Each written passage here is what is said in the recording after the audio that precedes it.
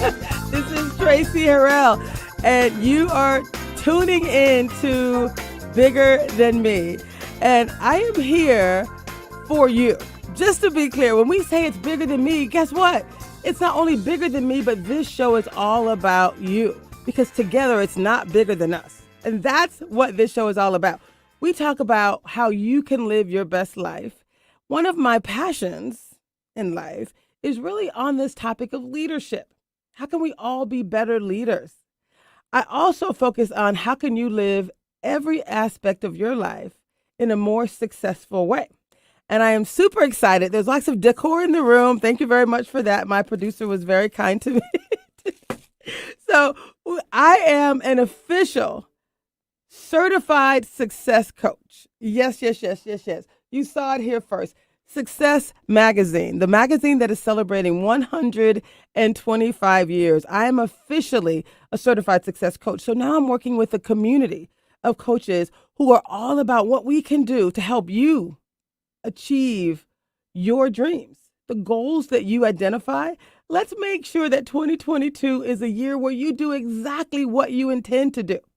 That's what this show is about. So one of the things we're going to talk about is, if I didn't mention this previously, this is my first LinkedIn Live. We've been doing this work, Facebook Live and YouTube Live, but now we're LinkedIn Live because guess what?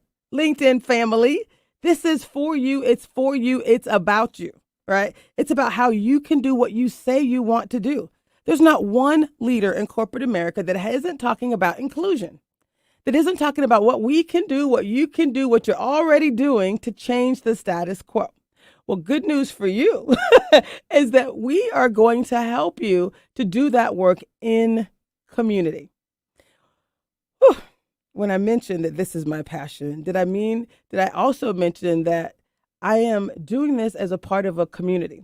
I'm also president of the Seattle chapter of the National Black MBA Association. That's MBA for Masters in Business Administration, not NBA, because I like to tell Nathan, my producer, I don't have a hoop game, right? But what I do have is we have a community of individuals who this organization was founded 52 years ago by MBAs at the University of Chicago who were focused on what we can do to change the status quo, to improve the outlook within business and within our community.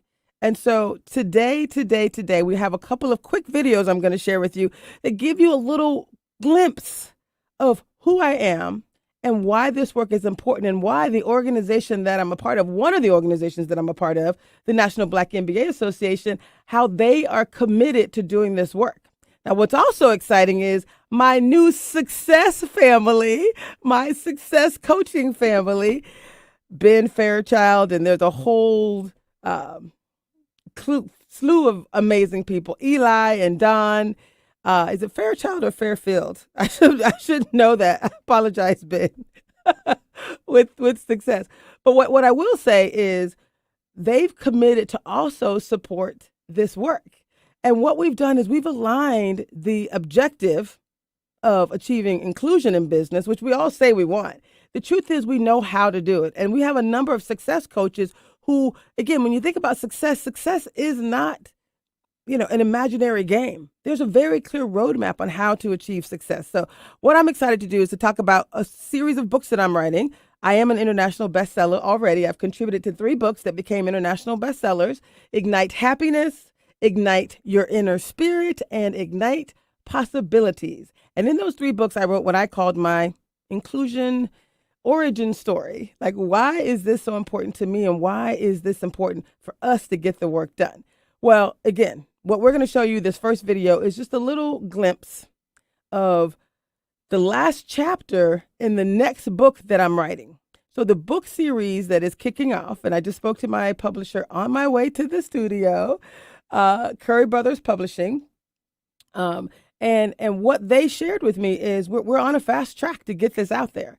And so this last chapter of the book that's part of this Bigger Than Me success series is called Unapologetically Black: Fostering Inclusion and Living Beyond a Hashtag. So we've had a series of webinars, community webinars, that we've had leaders and organizations, and we're going to continue that work for the next few months, where we bring you in and invite you to also share your story of inclusion, right? What successes are you having and what challenges are you having? Because the goal is for us to do this work together.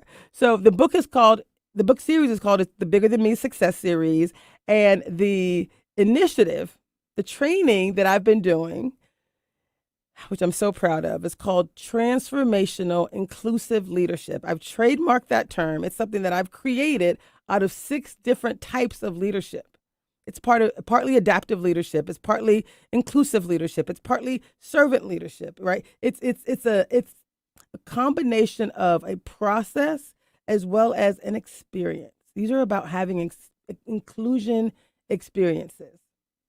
We do it through positive psychology. 4 principles. Number 1 is positive psychology. Number 2 is adaptive leadership, creating a safe space for us to learn and grow together. Number 3 is this idea of self-directed learning. And the 4th foundational principle is this idea of growth mindset in action. So not just growth mindset. Harrell Dweck, we love you. Thank you for the ideas around growth mindset. But if what you're saying is not aligned with what you're doing, that's where the challenges start. That's where they end. That's where progress ends. And so what we're doing as a success coach is helping you to do what you say and say what you mean, and then take actions to move to that space. So we're going to have Nathan go ahead and start with video number 1. And it was taken at the national conference with our national leaders for the National Black MBA Association. And it's really cool because the book is going to have an audio book as well as a video book. It's these type of videos that are going to be part of it. I'm so excited.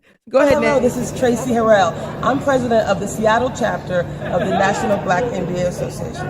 I'm also president of It's All Bigger Than Me Consulting, and Joe has been a part of some amazing sessions we've done. This is Joe Handy, our national president, and we're focused on equity and inclusion.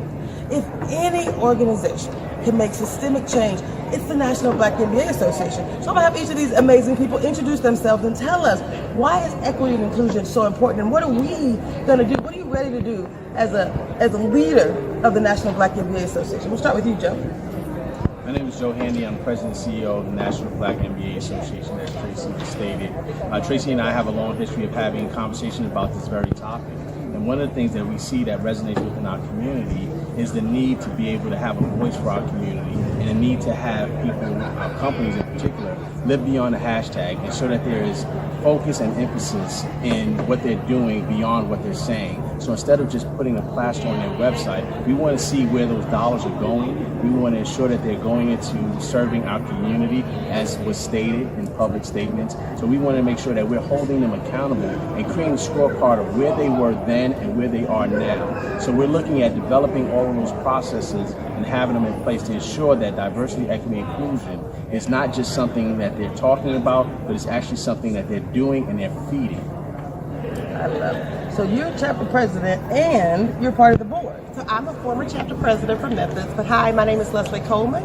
I am Vice President, Chief Diversity Officer for Nutrien, and I'm also chair of the HR committee for the Board of Directors for the National Black MBA. Super excited to be here. Of course, diversity means a whole lot to me. But one of the things that one of our folks said on our spotlight was talking about a culture of care. That's what the National Black MBA provides to all of our members, and also folks who are constituents and colleagues of the National Black MBA. Super excited that we allow people to bring their whole selves to conference, and also give them confidence in bringing and taking their whole selves to work. Glad to be here. Yes. Hello, I'm Donald Comer, and I am the chair of the National Board of Directors of the National Black MBA Association, a long-time, lifetime member, and I'm excited to be here this morning.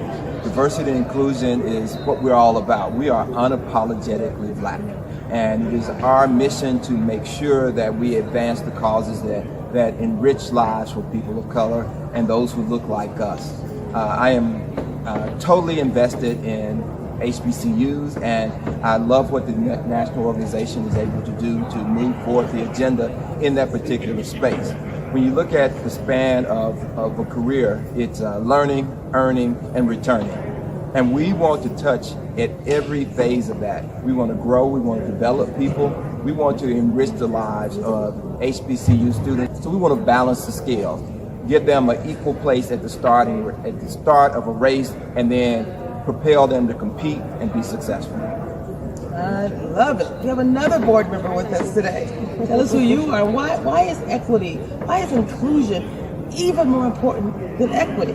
Diversity, because when they bring us in, they have to keep us. Sir. Let's talk about inclusion. Sir, my name is Cassius Butts. I'm former White House official with the Obama administration. I'm currently Chief Strategy Officer for Global Leader Group. It is important for us to have inclusion to be at the forefront of every conversation, particularly in today's time.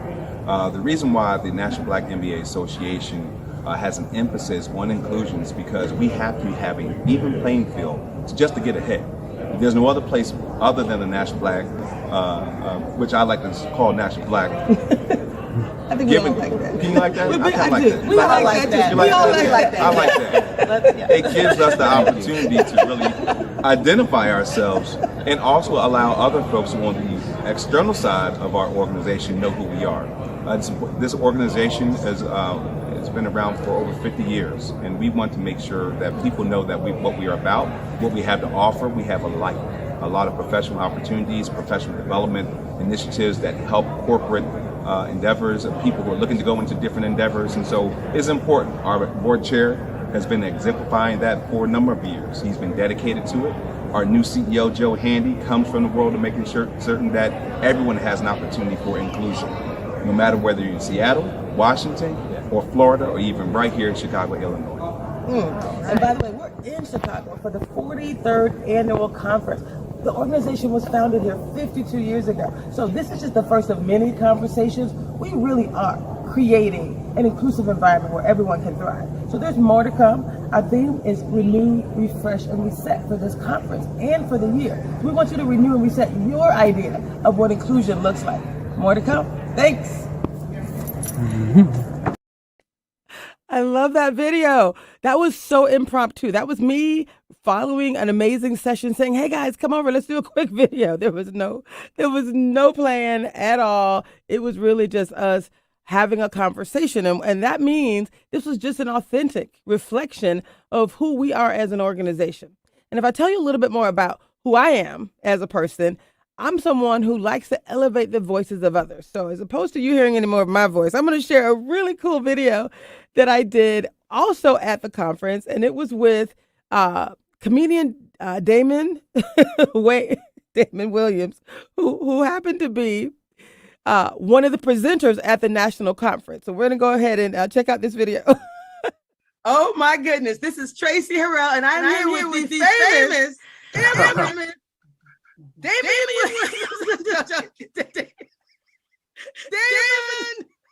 Williams. Damon, how are you?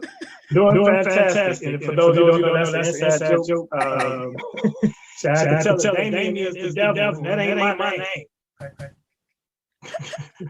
I did with that. He was so gracious. He said, "Sure, be happy to be tomorrow." It's Damon, by the way, not Damien. No sixes. No sixes. No. I met you at the National Black MBA Association at the National Conference. You were hilarious. You were amazing. But you were also very serious about the work. Tell us about what that experience was like for you and why it was important for you to get up there and talk about inclusion and diversity and doing the right thing, us coming together to lead change. Well, SMS speakers invited me to be a part of the panel with a gentleman whose name escapes me right now. I'm gonna have him on too, so don't worry about it. We'll give him some credit later on. Yes. Good. He wrote a book about humor and just how humor can be implemented throughout corporate America as well. So they invited me to add humor to his presentation. What they didn't expect is me to also have, insightful commentary and more information in that area. So it was a good synergy between his seriousness with attempts to be funny and my funny with attempts to be serious. Yes, it was absolutely amazing. So what I love about you is tell us what was the one insight, and I'm sweating because I was just telling you, I literally just got off of a treadmill. I worked out live for 30 minutes after not working out for probably 2 years. I worked out live on Facebook for 30 minutes because what I decided is this work around equity and inclusion, it sounds a little wacky, but it seemed to land with you, right? This work around equity and inclusion is relatively easy. We know what to do. We have solutions. Are people willing to do the work?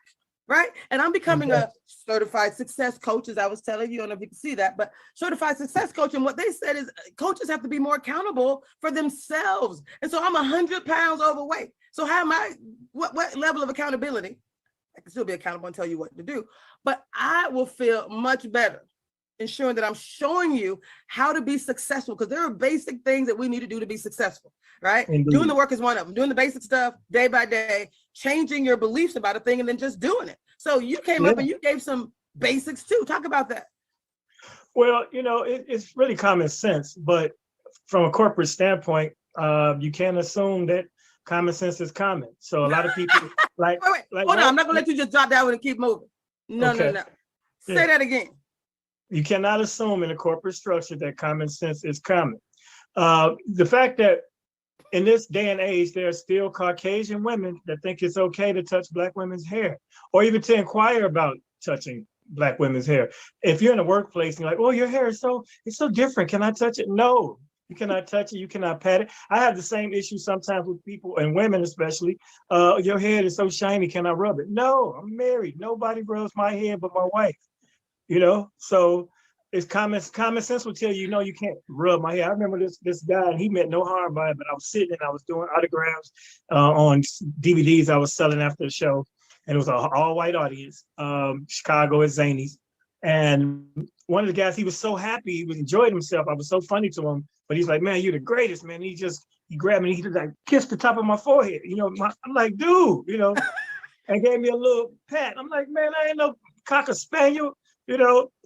So that's why you need these classes. And you would think you wouldn't need to tell people to not invade your personal space or invade your cultural space. So, and we don't want special or preferential treatment. We just want equal opportunities and equal respect.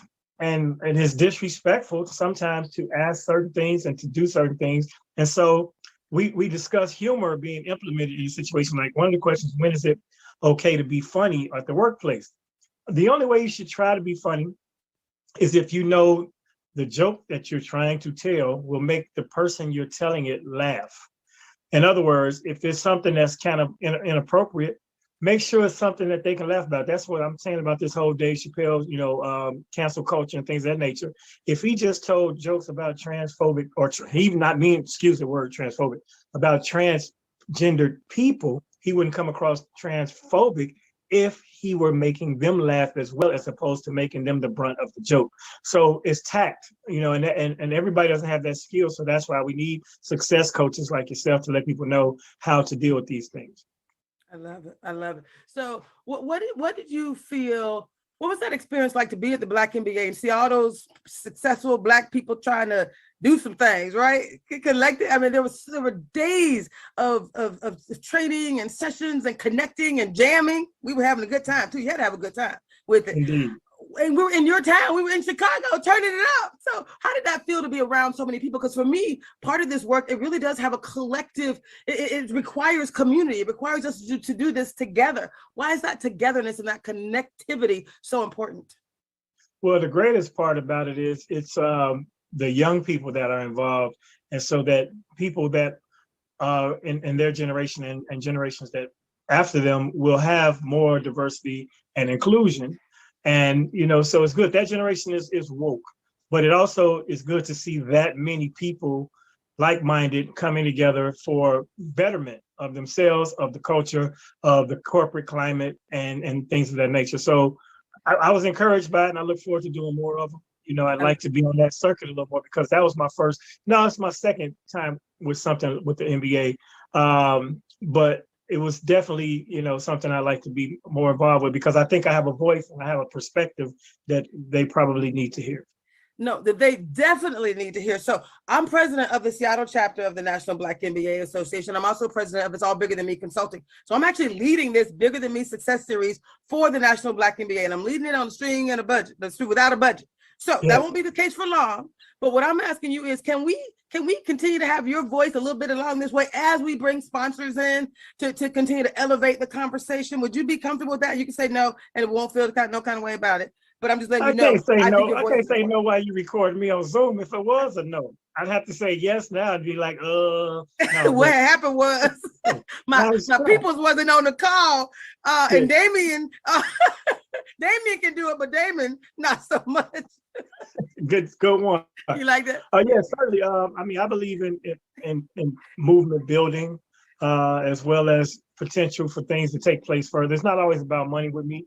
I got bills, but if I have time and availability, then I'd be happy to lend my voice until we grow this thing and it becomes a huge success and an example and a template for other people to follow, and then that will create more opportunity.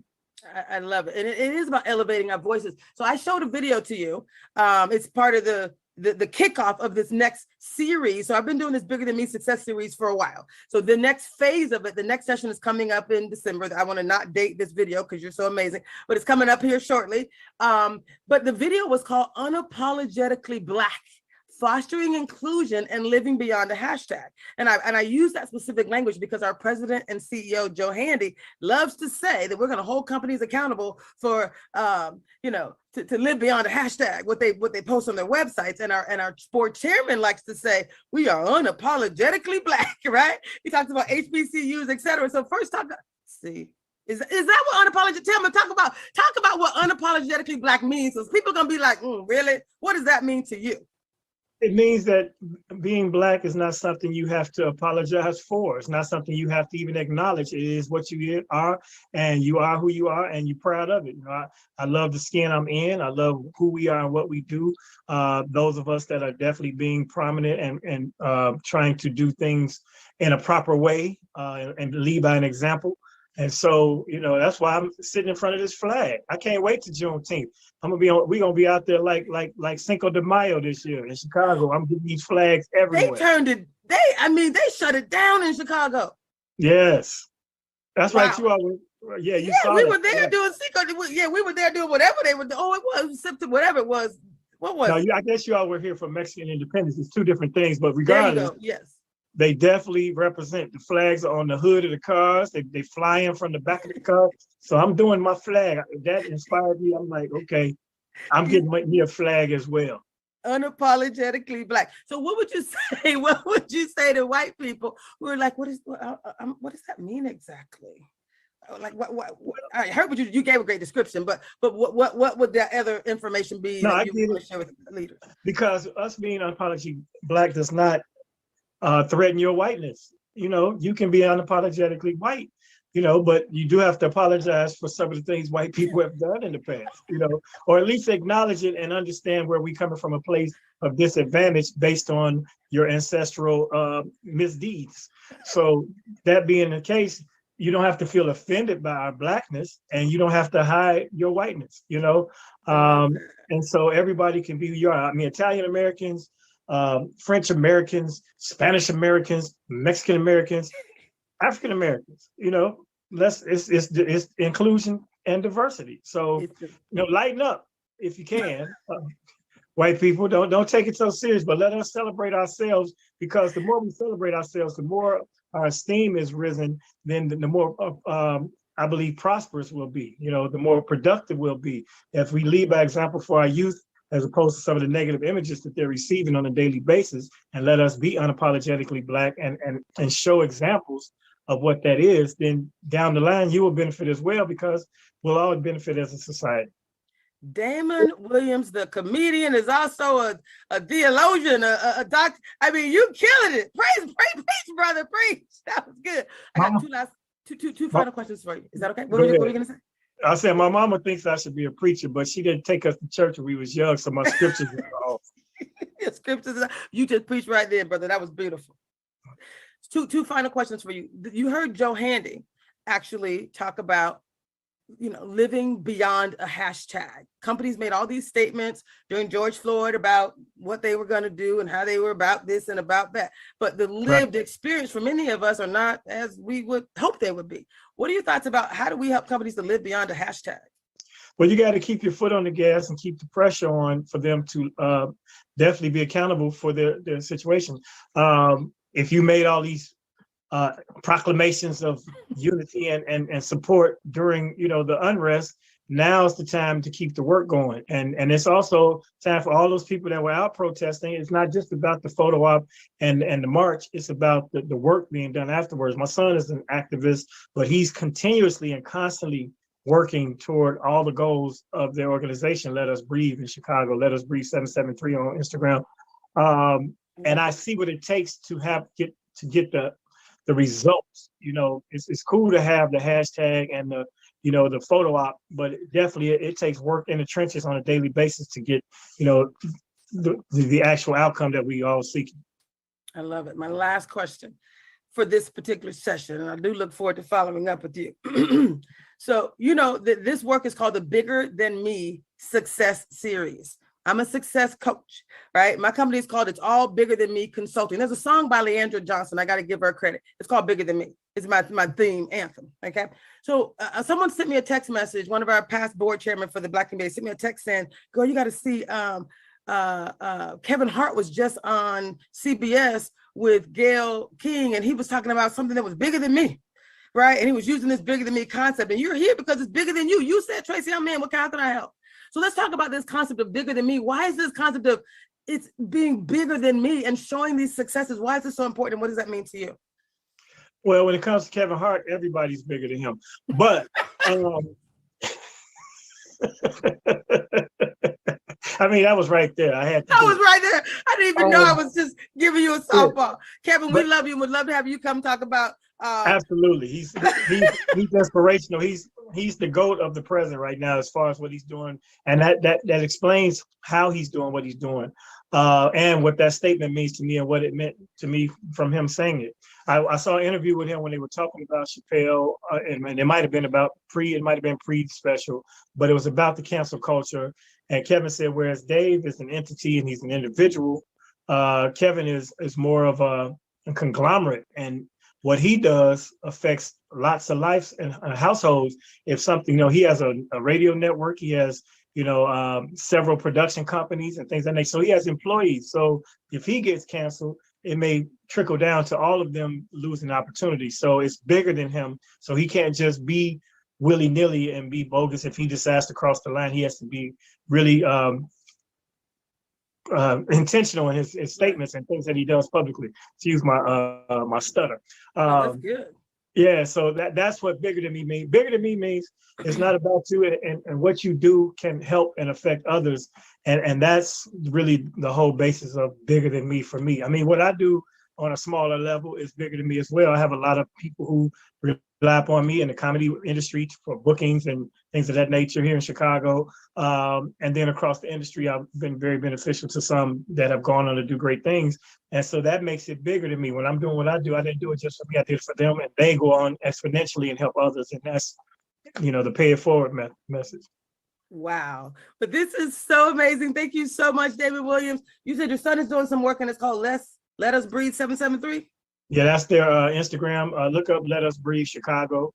He has a community center called the Breathing Room right in Inglewood, West Inglewood in Chicago. He and his sister founded that organization, and they're just doing work. He's also with the Shy Torture, CHI Torture, which is people of victims of domestic torture. Like our Chicago Police Department lost a major lawsuit because there were a lot of torture-induced confessions and things of that nature. So my son, I'm very proud of his work out here. Damon Williams as well. He's Damon_AF on Instagram, and I'm Damon Williams Comedy on everything, including my website. Love it. And Damon, how do people come find you in Chicago? Because we were there for the conference and you were hilarious. What's going on with your life? What would you like to share with people? Because it's going to be out there. We're going to push this out there wherever out there is. I mean, everything I post everything on Instagram, to be honest. I'm constantly, that's Damon Williams Comedy, at Damon Williams Comedy. But I have a film that's out right now on Hulu called White People Money. There's also a film that we just completed called Can't Get Right. It's being edited. I just realized that Melanie Camacho shot a film and I didn't know what she was doing with it, but she just had premiere screening of it yesterday in Los Angeles, and a lot of people in that movie. I mean, from Tiffany Haddish to John Witherspoon. It was his last film appearance before he passed away. My wife and myself have a scene, and that movie is called Boosters. So those are things coming out. Otherwise, I'm touring perpetually. I'm always on the road doing these comedy shows and clubs. And just look for all that on Instagram, and I'll be back to talk about it and recap later. I love it. This is Traci Harrell. It's bigger than me, but together it's not bigger than us. We got this. Thanks. Don't you love that? So I have like thousands, hundreds and hundreds and hundreds of videos of amazing people. So this next video series, the book that is being produced, it's part of this Bigger Than Me success series, right? And it's the conversations, and you can go to my YouTube channel. It still needs to be organized, but we're working on that. I have a publisher as well as the success team. They're so amazing. So we have all this great content. We have a clear roadmap on what to do to truly create inclusion. We're having fun with it too. Like, it doesn't have to be a traumatic experience to talk about inclusion. That's a good thing. I actually, anyway, I have so much I want to share, but I'm going to go to the next video. And the next video is with the president and CEO of the National Black NBA Association, Joe Handy. Take it away. Deeper. When you use the terminology around living beyond the hashtag, if you were talking to one of our corporate sponsors, what would you tell them that actually means? I would ask them what that means. I would say, what does it mean for you to live beyond a hashtag that you put up on your website or you get the culture of your company around? What does it mean to you to support Black businesses, to support diversity, equity, and inclusion? And what does it mean to you to go through this sort of reckoning that's been happening in our country? So if it means something to you, let's talk about that as a baseline. And then let's talk about what that means as far as actionable items, because the action can't just be putting a hashtag on your website, getting your company and the support around your company around this hashtag. It has to be more meaningful activities that's sustainable. It can't just be a catchphrase. And that's what I mean by living beyond a hashtag. The hashtags are simply something that breaks through the noise and resonates with people, but it has to be more than that. It has to be actionable items that actually show something that changes. It's beyond, it's more. I love it. I love it. And Joe, what I love about you is you're showing up. You're relatively new in the organization and you're showing up trying to make some waves. You're like, hey, things cannot be the same. I'm not going to leave them the same. No. Right? The status quo is a recipe for failure. If you continue to keep things the way they are, you never grow, you never develop. And we are at a point where we need to grow, we need to blossom, we need to develop. We need to see some change. And we are. And what I also love about you is, during the video, we heard, I think it was Leslie, she mentioned this term, a culture of care. And she talked about how the National Black NBA really is about creating a safe space for our members. We're also about creating a safe space and an environment, a loving environment of change for our sponsors, like for our students. Like, this is the work that we were meant to do. And I'm doing this work as president of the Seattle chapter, but I'm also doing it because this is my thing. This is my jam, right? This is like where I know we have the answers. We have the answers, and I know it's bigger than me. Right? This is why this is called the Bigger Than Me success series. It takes someone like you to make a declaration that this is bigger than us. So would you talk to someone along the lines of this concept of a culture of care?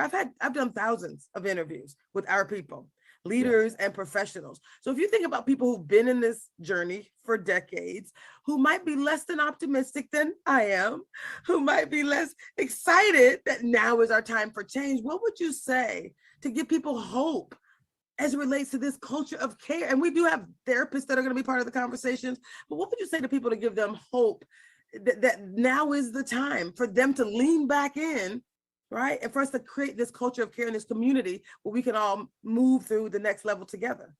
Yeah, so how I would respond to that is we need to be supportive of our community, and we need to be supportive of those that we work with, because we have experienced, in many cases, the burden of being the only. We have experienced the burden of having to represent our entire culture. So we want to make sure that we come into our workspace and we approach our Black coworkers with that same level of grace and that same level of care, appreciating the fact that they have gotten here, and they've gotten here dealing with, in many cases, the same challenges that we've had to deal with. And there should be this sort of support network and this caring and grace that exists. So it's not a matter of leaving someone off on their own to do something. It's a matter of saying, how can I be helpful? How can I be caring? How can I lean in and be supportive to help uplift our community? Because we can't just continue to be the only. And we understand that in many cases, unfortunately, until things change, we shoulder the burden of representing our entire community. So how we show up represents who will be able to show up behind us. So being able to care for one another and being able to understand that it is bigger than us is indicative of what has happened in our community. And you may have heard me say this before, but I also want us to remember that in many cases, when we see Black executives or Black folks in positions of power, it is the turtle on a fence. We see them there and we know they didn't get there on their own. So we have to continue to reach forward and be ambitious in our careers. We should also reach back to pull people up with us, because we are representing what will be generations to come as far as acceptance, as far as understanding the value that we bring to our businesses, our companies, our work, our careers, because that is going to allow for folks that look like us to be able to have a smoother path to come in behind us. So it's a matter of caring for those that are on our peer level and that we work with, but also recognizing that we need to be able to be grounded in our skills in order to allow for folks that are coming behind us to be able to have a smoother path and folks to look at us as a representative of what is to come. I love it. Yes, yes, and yes. Now, the last couple questions I want to ask is, I know you're going somewhere. You got flights here. You're flying around the country. You got a lot of things going on. So thank you for taking the time today. And thank you for committing to be a part of this initiative as we move forward, right? So, I mean, what does it mean to you for people to know that you decided, you know what, I'm not even giving a hashtag. Like, I am showing up. And what I loved about you, Joe, we talked about this level of accountability. You're like, basically, I'm watching you. Companies, yes, we're here for you, but we're also watching you. Let's talk about this term, accountability. What can they expect? I mean, like I said, I'm showing up every month. I've committed to doing these series once a month. We're going to bring people on that are doing great work, going to get you an opportunity to celebrate them, but also to celebrate, but also to hold people accountable when they're not doing what they said. Let's talk about what that accountability means and why that accountability from the top, from Joe Handy saying, look, now is the time. It's important. It is so important. We have to not only be bold and speak up for our community, but we have to ensure that we're actually doing what we say we're going to do. And there's a level of accountability there. There's almost has to be some sort of accountability officer or accountability support, I should say, because I don't want to police people. I do want people to understand that you have to be held accountable for the actions that you take as well as the statements that you make, but we're here to be supportive. You don't have to be out there on your own, but you have to have that self-audit to say, if this is where I want to be, if this is what I want to do, and if this is what I'm committing to do, then we need to make sure that you're actually doing that. And you don't have to do it alone. We're not asking for someone to have all the answers, but be willing to accept some of the answers and be willing to actually do what you say you want to do. I love it. Joe, let me tell you what I like to say with this work, this Bigger Than Me success series. What I say to people, I'm doing consulting as well. What I say to people is being in, that is the win. Deciding that you want to be a part of a community that's moving forward, that has an aspiration of truly creating an inclusive culture where everyone can thrive. Being in is the win. It doesn't matter where you are, right? If you've committed to move on that journey, that's the win. Right. And there doesn't have to be a distinction between doing well as a company, doing well as an individual, and also doing good. They don't have to be mutually exclusive.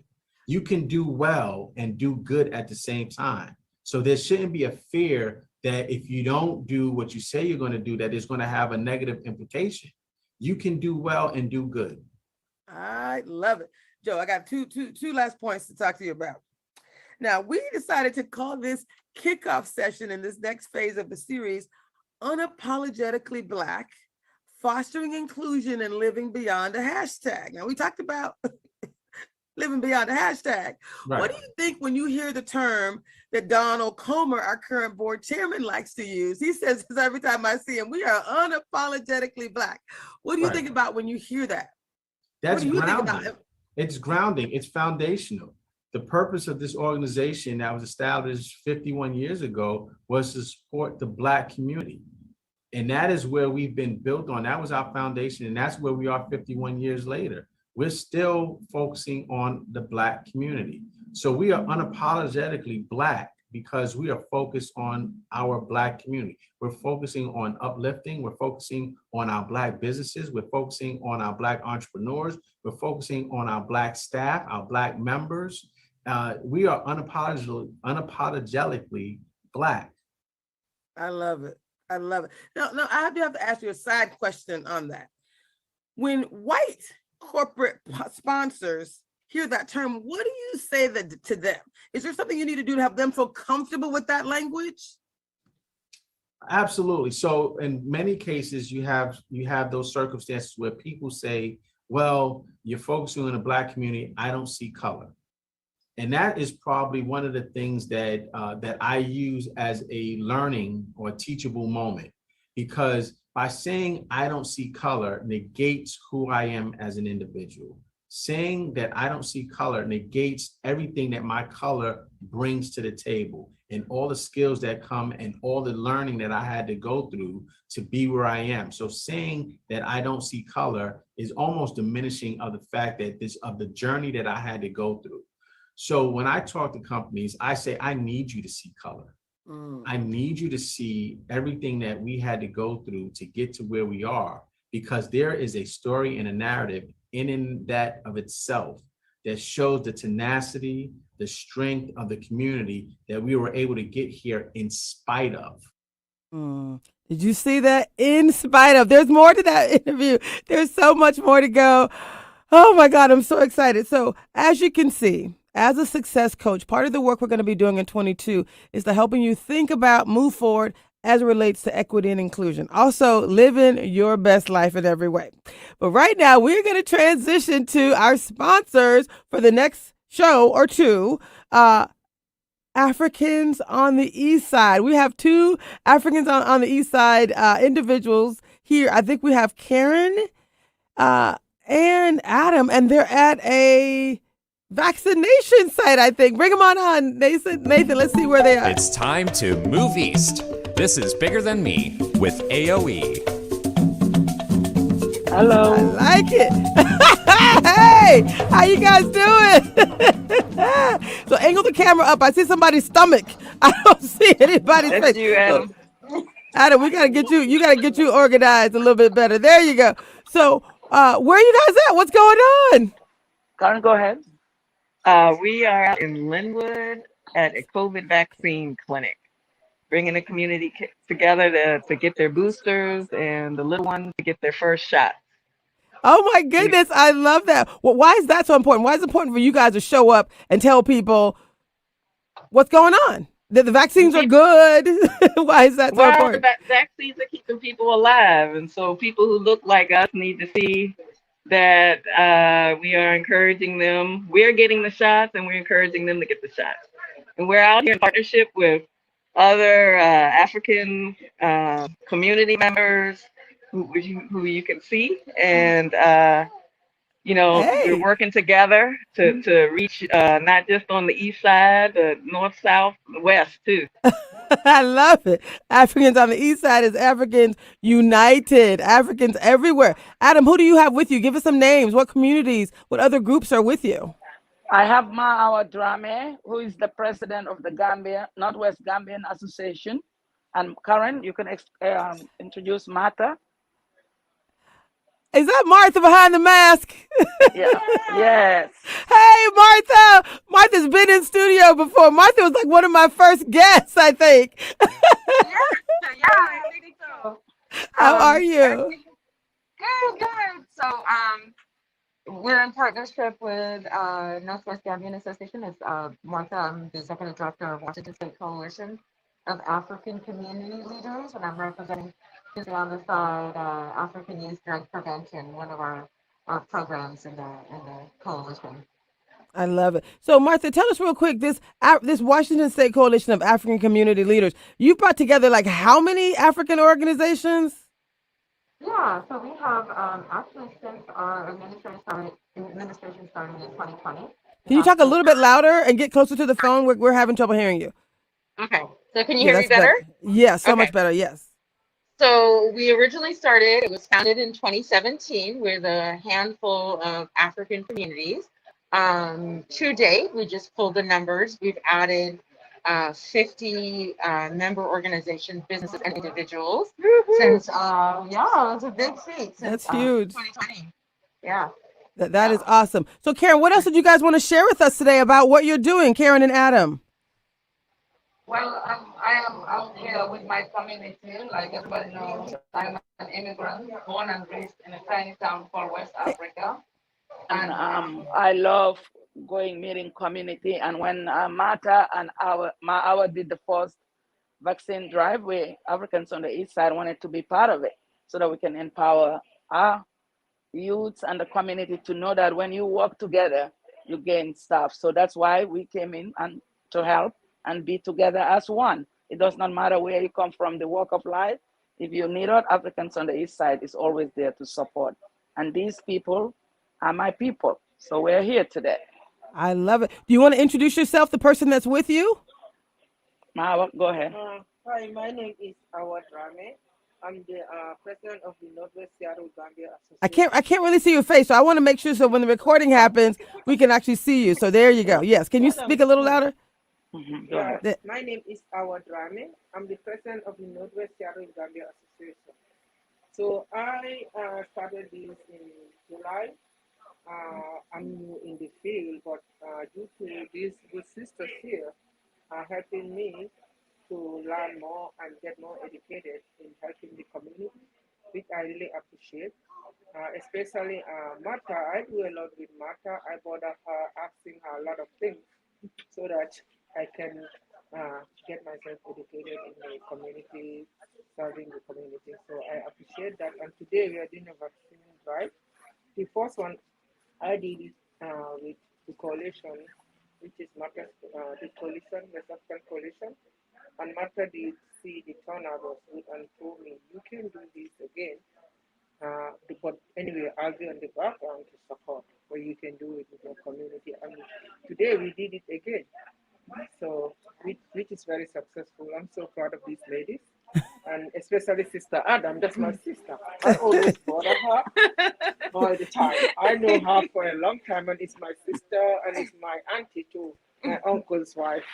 So, I love it. What I love about y'all is that there's such love there. Adam, everybody loves you who meets you. It's because you're so authentic. You're so real. I hear Martha laughing because she's like, yes, yes, and yes. What y'all got to say about Adam? Because she don't like talking about herself. She doesn't like it when people say wonderful things. So let's just say some wonderful things about Adam. What else you got to say about Adam, Martha and Karen? Um, Adam is a people connector. He's a people connector. There's nobody who's off limits. and she's an action taker, I think, right? Like, so what is it you need? And she'll be there to support, and keep it fun, keep it entertaining. I love it. Adam, thank you so much. Was there anything else you guys in particular wanted to share with people? What if you're talking to someone who doesn't have a vaccine? What would you say to them? What if you heard from someone that said, vaccines are going to kill me? Like, what would you guys say? What would be your what would you want to share with your Let's people? all just get vaccinated if you are able. Saves life, and I'm gonna let Karen talk more about it in a nurse aspect. Yeah, I mean, there are millions of people who have gotten, billions of people who've gotten the vaccine and who are still standing here. And most of the people who end up in the hospital did not have vaccines, especially in the beginning. And so I know there was a lot of caution in the beginning, and only a few people were getting them. But now we're billions in, and we have evidence that it's saving lives. And so I just encourage you to get the vaccine. to keep your family safe, to keep your children safe. The little ones under 5, they can't get vaccines. I don't want to give my granddaughter COVID because I didn't get a vaccine. So we still want you to mask. We still want you to try to keep your distance and wash your hands. And if you're sick, stay home. But the vaccines are making a difference and they're saving lives. And just want to say that for all that are listening to the information coming from people who actually got vaccinated, really stop and think about why did they do it. A lot of people are getting vaccinated because they know it saves lives, and they know people personally who have been affected from COVID. I think we all know someone who's died, right? Like we all know people who have died, who are no longer, with us. So I think the seriousness is undeniable. And I just want to say thank you guys for being in the field doing the work. You're not just talking about it. You're women of action. I love it. Adam, what else you got to say to people about AOE? What else would you like to share? I know you got a lot of things going on. What's next for you guys? Well, like I said, I usually don't tell people where I am or what I'm embarking on. Yes. But I'm going to be doing something exciting happening, and I can't wait for people to see across the globe what's going to be happening next for AOE, and I'm excited. Yeah. And AOE is family oriented, and everybody is welcome to be part of us. I love it. I love it. I love it. So next week we're gonna have some exciting. Next week is the Sunday after Christmas, and there's gonna be some other remote broadcasts. I know there's gonna be some exciting things happening with you guys calling in from different locations. So tune in for that next week. And if I had to ask you just one final question about the importance of African communities, especially during this time of the year when we have to pause and think about, what we're all so grateful for. Anybody want to share thoughts about what you're grateful for or anything else you want to share? Yes, the many blessings that come from extended families and as well as family alike. I feel like this group has brought so much joy to the community and to each other. So uniting as Africans in the diaspora is very critical to the survival of health and wealth. I love it. So real quick, Martha, since you're AOE is relatively new. I know Adam has been doing this work for decades, right? But AOE, the formation of that group is relatively new. Anything you want to share about like how amazing they are that they're the group that's like doing all these great things? Like any final words you want to share, Adam? Anybody want to share? We got like 2 minutes left. And you can close it. Karen, do you want to close? Yeah. Karen and Martha, I'll let you guys. Sure. Yeah, well, as Martha said, I mean, we're connecting communities, and the African community is vibrant. Does not have to hide. We're pulling people out. We're saying you don't have to hide. Celebrate. Celebrate who you are. Don't be shy about being yourself and sharing your culture. So we are looking forward to partnerships with these wonderful ladies, these wonderful organizations, to show our children that they don't have to pretend to be something they're not. They can celebrate every part of their culture. Many of them grew up in the U.S., but their roots are on the motherland. And so we want to remind them of that and help them celebrate it and learn more about it. And that's what we're trying to do.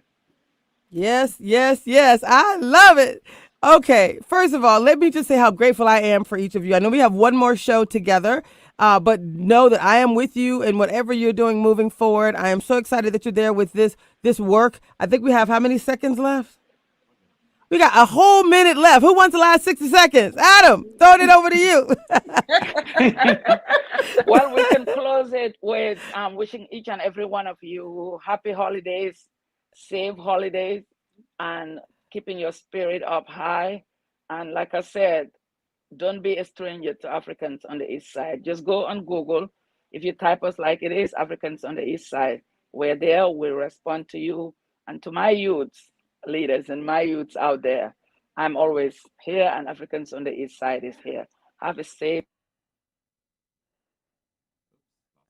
I love it. We lost the sound there, but what I can tell you is it's in the doing. Success is in the doing. It's not about talking about a thing. It's about doing the thing. So I just want to say thank you so much for Adam, Deba, Karen, Martha, everyone who's there. Thank you guys so much. This has been amazing. This is Traci Harrell. It's bigger than me, but together it's not bigger than us. We got this. Bye. Bye-bye.